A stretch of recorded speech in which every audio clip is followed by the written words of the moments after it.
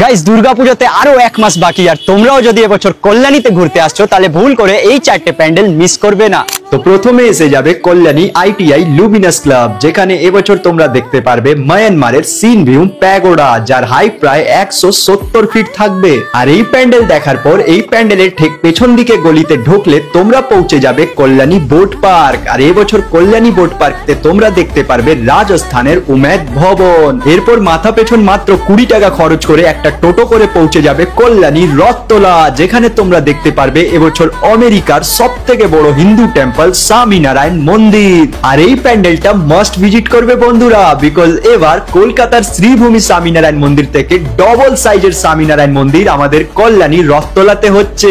এরপরে চলে আসবে কল্যাণীর আরো একটি বিখ্যাত পূজা প্যান্ডেল কল্যাণী A9 স্কোয়ার। আর A9 স্কোয়ারের এবারের থিম সিক্রেট রাখা হয়েছে, কিন্তু প্যান্ডেলের প্রস্তুতি দেখে মনে হচ্ছে যে এবার কল্যাণী A9 স্কোয়ার কিছু ইউনিক করতে চলেছে। তো এটা ছিল কল্যাণীর টপ 4 প্যান্ডেলস। এবার তোমরা কমেন্ট করে জানাও যে এই চারটে প্যান্ডেলের মধ্যে কোন প্যান্ডেলটা এবছর কল্যাণীর নাম্বার 1 প্যান্ডেল হবে।